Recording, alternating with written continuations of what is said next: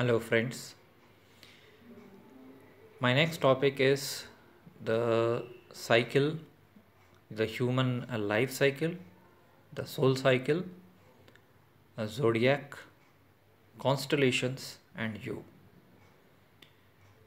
So, when the creative spark or the soul is basically released from the great void, that speed at which the soul enters into this realm, the dream world, the holographic world, into a mother's womb. So that is Ashwini Nakshatra. So the gestation period where the spark actually mingles with the egg and forms a embryo and starts growing. That is the Bharani phase where you actually are expectant mother. So for 9 months, you know, the soul is inside the womb. And then the child is born in Kritika Nakshatra. We know everything about Kritika is all about cutting. So the cutting of umbilical cord and the child coming out of the womb and being nurtured very, very, very carefully and with lot of love and tender and care. That is the Kritika phase, probably the first year of life. Then slowly the child starts to grow, and that is the Rohini phase. After the Rohini phase, the child becomes a kind of a teenager, and the teenager has a lot of infatuations. The teenager has a lot of things to explore, and the teenager runs here and there, and he falls in love, and that first love and the first blossoming of love, the first spark of life, in the sense that you're enjoying that life with full of juices. Your brain is releasing huge amounts of dopamine and all kinds of hormones. And even the smallest experiences, like seeing a train for the first time, seeing an aeroplane for the first time, seeing this world for the first time, tremendous amount of juices are released in your body. That first experience is nothing but Mrigashira Nakshatra, the star of Mrigashira, the searching star. And after Mrigashira, you enter the Arudra phase, where you start shedding tears because the illusion is kind of broken. You realize that your first crush was really a crush. The things get crushed. And then you restart again in Punarvasu, and you start focusing on different things. In Pushyami, you gain some knowledge, you go to colleges and all that. And in Ashlesha, the time is ripe to let go of old things, but you are not yet ready. You start forming attachments which are very deep inside your subconscious mind. You want to let go of them, but you can't. Then comes Makha Nakshatra, where you start your job. You become an emperor of your own little world. Then in Purva Falguni, again you fall in love, but this is a different kind of love. This is love with a romantic partner, and you want to marry that girl or boy, and you take that proposal, you propose to that, and then you try to make solemn wishes in Uttara Falguni Nakshatra, and you marry that person. Suppose your love breaks here, even then, if you will still go ahead and have some kind of an arranged marriage. Not all people marry. I am just talking in general about the cycle. And in Hasta Nakshatra, it is immediately after marriage. You tend to enjoy the delights of marriage. It's a kind of a honeymoon phase, or what we call as the golden age of your life. It may last for days, weeks, or months, or years, depending upon the bond between you and your spouse. Then in Chitra Nakshatra, you give birth to a baby. That is why Chitra Nakshatra, we say that it says the Punya Shaini Shakti, means accumulation of merit through happy children or good children. So after Chitra, after children are born, you want to have your own space. So hence you tell your spouse that I want my own space. I want to you try to become more independent. That is why if you see in the sky, night sky, Swati Nakshatra is not clearly visible. It is a very faint kind of a thing. And then you get into what is called as goal of life, and you tend to branch out in different directions. That is Vishakha. So if you are already into one path, you tend to go into another path. You try to understand your life. That is in Vishakha. And once you find your path, you pursue it. That is Anuradha Nakshatra. But if you are in a spiritual path, so Vishakha Nakshatra is the time when you decide whether you are going on a material path or a spiritual path.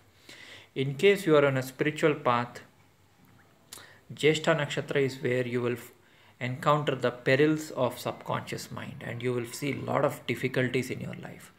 In case you are on a material path, there will be some disappointments, but it will really not trouble you that much. But if you are on a spiritual path, the difficulties and dangers are great.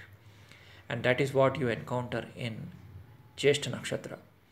Once you come to Mula Nakshatra, you destroy the old, you go into the roots, you understand your psyche, you understand your subconscious mind, you have overcome your subconscious mind, and then you want to spread these teachings, as I am doing, because I have my sun at exactly 0 degree Mula. Exactly at 0 degrees Mula. Can you believe it? And I had a really troublesome life in my journey. I don't use Lahiri Ayanamsha because through my understanding of divisional charts, higher divisional charts, which my good friend Narsimha Rao has propounded, I feel Pushyapaksha works better. Especially when I looked at my Anandamaya Kosha, that is the D60 chart, the highest divisional chart, and I looked at nakshatras there. I looked at the planetary placements there more than nakshatras. I understood that I am the Pushyapaksha Ayanamsa, and the recommendations or settings which are expounded by Narsimha Rao work for me. Definitely they work for me. So I have sun at 0 degree 52 minutes in Mula. As per the old Lahiri Ayanamsha, it was 29 degrees 44 minutes. Then in Purvashada, you as a soul, you want to share your teachings, which I am already doing. And then Uttarashada, you get your permanent victory, which I am yet to get. And then Shravana and onwards, Shravana, Dhanishta and onwards, what actually happens is you prepare for your old age, or you prepare for life after death. So from Dhanishta, Satabhisha onwards you tend. But in material plane, all these nakshatras from Shravana, Dhanishta and all are related to actually, flowering of more knowledge, extraordinary knowledge, and they connect you to the spiritual realms, not this earthly realm, but higher spiritual planes of existence. And Revati, actually, where by the time you reach Revati, so after Uttarashada you have Shravana, Dhanishta, Satabhisha, Purvabhadra, Uttarabhadra, Revati. So in Revati is where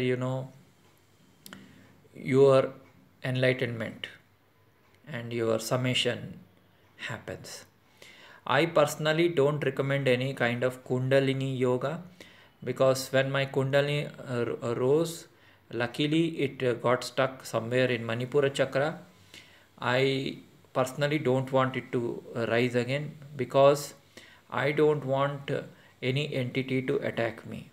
The thing is, I came to know through reliable sources that those people who practice Kundalini yoga and try to raise their Kundalini to Sahasrara, they may encounter a lot of negative energies or attachments or entity attacks. In this world, whatever you see is not real. Only few souls are there in this world. It may come as a surprise to you, but only few souls are there in this world. Rest, all of them are either programs or projections in this dream world. They're all projections. They are not real people, they are not souls. And they constantly are taking away your energy through energy attacks and vampirism. So you need to be very careful about Kundalini yoga and all that. The alternate to Kundalini, I would say, is just sit and meditate on all your issues or problems that you face and try to balance them. Try to bring all your issues or problems of your life into a neutral state. For example, if you have a problem with your boss or spouse and all that, you should forgive them and bring the whole thing into neutrality. That should be the goal of your life. Don't try any esoteric or exoteric kind of methods like raising kundalini or you know anything like that, which may actually make you go mad and forget that all these worlds, even the higher worlds, they are also subtle dream layers. They are all projections. Nothing is real except Atma. Nothing is real except soul. And soul, once you see soul, once you see yourself as crystal clear, you realize that soul and super soul and the super intelligent supreme source are one and the same thing. All Upanishads and Vedas say the same thing. If you are having an illusion or a delusion that there will be some deity or a god or a Christ or a Krishna who is going to come somewhere from outside, immediately understand that it is a projection. It is not a real soul or a person who is coming and meeting you. This is all a mental delusion. So I don't believe that anybody will come from outside of you. So if Aurobindo has seen Sri Krishna, that was his illusion, I am sorry to say. If Yogananda says that he has his guru has gone to some subtler planes or some worlds, they are also illusory worlds. They are not real worlds. They are also projections. However far they may be from your mind, from your physical body, they may be some crores of miles away or kilometers away from you. Even then, it is still a projection. It is not a real world. When you attain soul, when you attain Paramatma, that is the only truth. Rest all is Maya. Everything is Maya. Even if you go to the so-called causal worlds, even that is Maya. That is not the truth. So the goal of a yogi is to attain Paramatma, the formless super soul, and not to go to any this world or that world or a particular world, because all are nothing but projections of the super mind. Okay friends, so I end this here. The zodiac cycle is complete.